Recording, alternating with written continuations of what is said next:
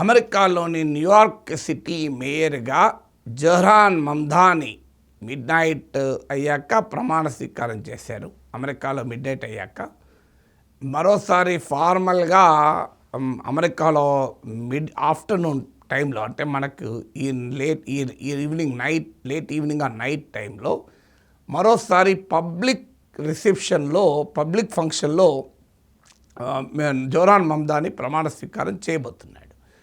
So Zahran Mamdani American పాలిటిక్స్లో ఒక నగర మేయర్ కాదు, రాడికల్లీ డిఫరెంట్ అప్రోచ్, అంటే ట్రంప్ విధానాలకు పూర్తి భిన్నమైన విధానాలకు ప్రతీకగా రావడం వల్ల నగర మేయర్ ఎన్నిక అమెరికా రాజకీయాలను కుదిపేసింది.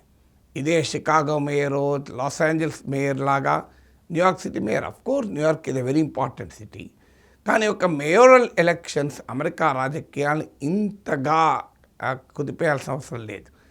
ఎందుకని? సో ఇవాళ జహ్రాన్ మమ్దాని న్యూయార్క్ సిటీ మేయర్గా అయిన సమయాన what does this mean for American politics? ఆ సింబాలిజం ఏంటి, ఆ ఆప్టిక్స్ ఏంటి, ఆ సబ్స్టెన్స్ ఏంటి అనేది ఆసక్తిగా ఉంది. జహ్రాన్ మమ్దాని ఖురాన్ పైన ప్రమాణం చేశారు.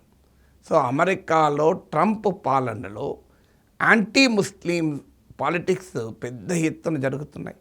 మీకు నైజీరియాలో క్రిస్టియన్ల పైన ఇస్లామిక్ వాదులు దాడులు చేస్తున్నారంటూ ఏకంగా నైజీరియా పైన మిలిటరీ దాడులే చేశాడు ట్రంప్. సో ప్రపంచవ్యాప్తంగా క్రిస్టియన్స్ను కాపాడే వారిగా ట్రంప్ తనను తాను ప్రజెంట్ చేసుకుంటున్నారు. అనేక ముస్లిం దేశాల నుంచి మైగ్రేషన్ పైన ఆంక్షలు పెడుతున్నాడు. సో యాంటీ ముస్లిం రెటోరిక్ చాలా క్లియర్గా ట్రంప్ పాలిటిక్స్లో కనబడుతున్న సమయంలో అమెరికాలో ఒక ఖురాన్ పైన ప్రమాణ స్వీకారం చేసి ఒక నగర మేయర్గా బాధ్యతలు చేపట్టాడు జహ్రాన్ మమ్దాని. సో ఇదొక సిగ్నిఫికెంట్, అంటే హైలీ ఎక్స్క్లూజనిస్ట్ సెక్టేరియన్ ట్రంప్ పాలిటిక్స్ నడమ, యాంటీ ముస్లిం ట్రంప్ పాలిటిక్స్ నడమ బహిరంగంగా తన ముస్లిం ఐడెంటిటీని నిలబెట్టుకుంటూ సమర్థించుకుంటూ ఖురాన్పై ప్రమాణం చేస్తూ జహ్రాన్ మమ్దాని బాధ్యతలు చేపట్టాడు. రెండవది, ఇప్పుడు ఆ తర్వాత నెక్స్ట్ పబ్లిక్ ర్యాలీలో జహ్రాన్ మమ్దానితో ప్రమాణ స్వీకారం చేసేది Bernie Sanders. So Bernie Sanders democratic socialist, అంటే ఇక్కడ ఇంకో డైమెన్షన్ కూడా ముస్లిం ఐడెంటిటీ అనడంతోనే ఇస్లామిక్ తీవ్రవాద, ఇస్లామిక్ మతఛాందసవాద భావజాలం మాత్రమే అనుకుంటారు. You can be a Muslim and you can be a socialist అని జహ్రాన్ మమ్దాని మరో ఇండికేషన్ ఇచ్చారు. ఇప్పుడు మన ఇండియాలో అంటామే you can be Hindu, you can also be a socialist. So Hindu అయినంత మాత్రాన హిందుత్వవాది కావాల్సిన అవసరం లేదు. సో ముస్లిం అయినంత మాత్రాన ముస్లిం ఫండమెంటలిస్ట్ కావాల్సిన అవసరం లేదు. ఇస్లామిక్ టెర్రరిస్ట్ సపోర్టర్ కావాల్సిన అవసరం లేదు. ఇవాళ ట్రంప్ జహ్రాన్ మమ్దానిని ఒక టెర్రరిస్ట్గా, ఒక ఫండమెంటలిస్ట్గా ప్రజెంట్ చేస్తున్న సమయంలో జహ్రాన్ మమ్దాని ఒకవైపు తన ముస్లిం ఐడెంటిటీని నిర్మోహమాటంగా చాటి చెప్తూ ఖురాన్పై ప్రమాణం చేస్తూ, మరోవైపు తన డెమోక్రటిక్ సోషలిస్ట్ క్రెడెన్షియల్స్ను కూడా, ఇది ఇస్లామిక్ ప్రపంచానికి కూడా ఒక పెద్ద సందేశాన్ని ఇచ్చాడు. హౌ ఇస్లామిక్ మత భావాలున్నవారు కూడా ఏ రకంగా ప్రోగ్రెసివ్ లిబరల్ వాల్యూస్లోకి మారాలి అని కూడా ఒక మెసేజ్ ఇచ్చాడు Zahran Mamdani. So Bernie Sanders చేత ప్రమాణ స్వీకారం చేయడం ద్వారా తన డెమోక్రటిక్ సోషలిస్ట్ విజన్కున్న తన లాయాలిటీని మరోసారి డెమాన్స్ట్రేట్ చేసుకున్నాడు ఈ సింబాలిజం వల్ల. ఇది రెండవది. మూడవది, జహ్రాన్ మమ్దాని న్యూయార్క్ నగర మేయరు, అమెరికాలోనే అత్యంత సంపన్నమైన నగరం, ప్రపంచంలో అనేక దేశాల జీడిపి కన్నా ఎక్కువది.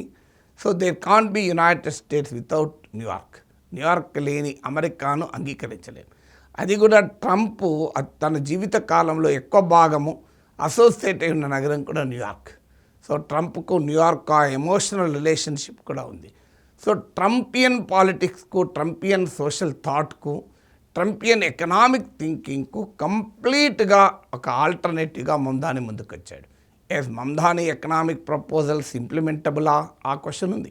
ఇప్పుడు ఉదాహరణకు రెంట్ ఫ్రీజ్ అని, అంటే అద్దెల పైన నేను ఫ్రీజ్ అంటే అద్దెలు పెరగకుండా చట్టం చేస్తానంటున్నాడు. ఇది ప్రాక్టికల్గా ఎంత సాధ్యము? నిజంగానే రెంట్ ఫ్రీజ్ చేసినప్పుడు incentive to construct a house and own house పోతుంది కదా, అప్పుడు ఇండ్ల అందుబాటే తగ్గుతుంది కదా. ఇలాంటి ప్రశ్నలు అనేకం ఉన్నాయి. So how far it is possible rent freeze అనేది.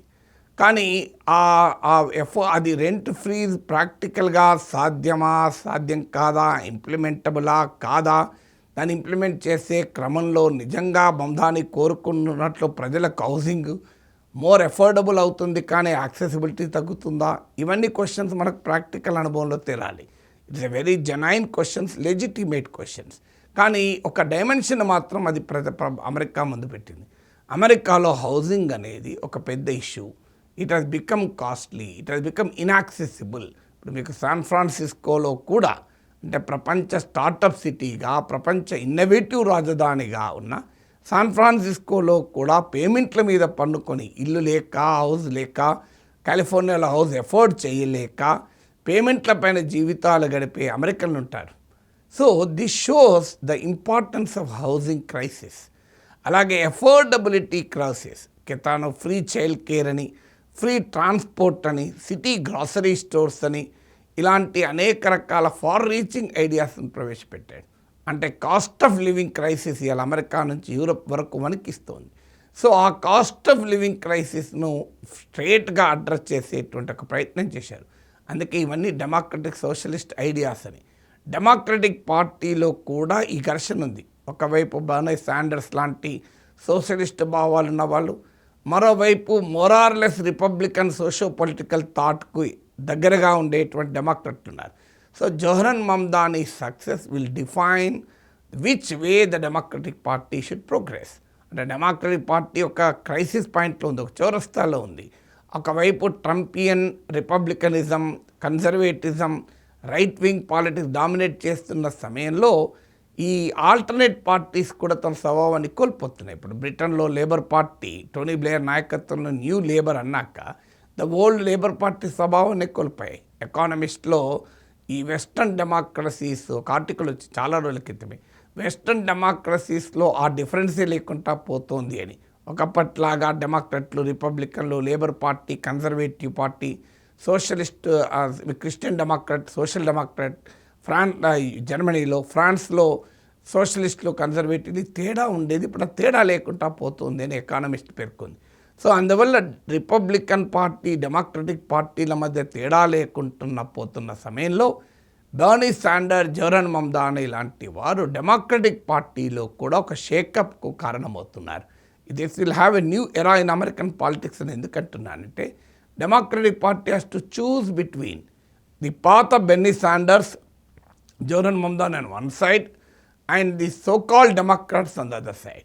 సో డెమోక్రాట్లు కూడా ఈ ఐడియాలజికల్ డ్యుయాలిటీ అంటారు, ఈ సైద్ధాంతిక ద్వంద్వ స్వభావాన్ని వదులుకొని they have to come clear. So come clean కాదు, కమ్ క్లియర్.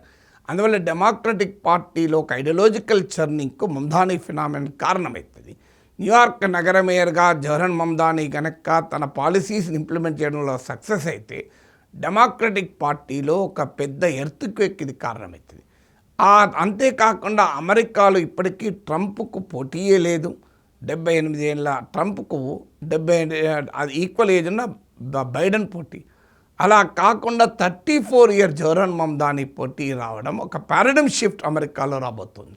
ఒక ఇమ్మిగ్రెంటు, ఒక ముస్లిము, ఒక నేచురలైజ్ మీకు అమెరికాకు వలస వచ్చిన తర్వాత సిటిజన్ అయినటువంటి వ్యక్తి, ఇలాంటి వ్యక్తి రావడం. ఇప్పుడు అమెరికా ట్రంప్ ఇమ్మిగ్రెంట్ల పైన దాడులు చేస్తున్న సమయంలో, ఎథనిక్ రిలీజియస్ మైనారిటీస్ పైన రేషియల్ హేట్రెడ్ చూపుతున్న సమయంలో, హైలీ కన్జర్వేటివ్ క్రిస్టియన్ ఐడెంటిటీతో మేక్ అమెరికా గ్రేట్ అగైన్ అని చెప్తున్న టైంలో, అది నిజంగా చెప్పాలంటే మేక్ అమెరికా వైట్ అగైన్, అలాంటి సమయంలో జోహరన్ మమ్దానీ ఒక liberal, democratic, secular, progressive, socio political ఐడియాస్తో ముందుకొచ్చాడు.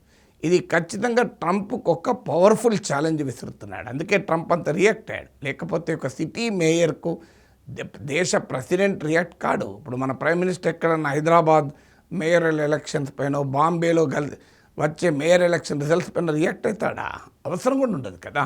సో అందువల్ల రేపు జవహర్ మమ్దాని న్యూయార్క్ నగర మేయర్గా తాను ప్రామిస్ చేసిన అంశాల్లో సక్సెస్ అయితే, అంటే ఎకనామిక్ డెవలప్మెంట్ తాకట్టు పెట్టకుండా తన సోషల్ ఎజెండా, తన లిబరల్ ఎజెండా, తన ప్రో మిడిల్ క్లాస్ ఎజెండా కనుక అమలు చేస్తే it will be a remarkable ideological challenge to Donald Trump social, political and economic thought. So అందువల్ల డెఫినెట్గా Jawahar Mamdani, you may agree or you may disagree with him, but you cannot avoid watching him. Jawahar Mamdani New York మేయర్గా ఏ రకంగా పనిచేస్తాడు, ఏ విజయాలు సాధిస్తాడన్నది అమెరికాలోనే కాదు ప్రపంచమంతా కూడా చాలా ఆసక్తిగా ఎదురు చూసే ఘట్టం మొదలైంది.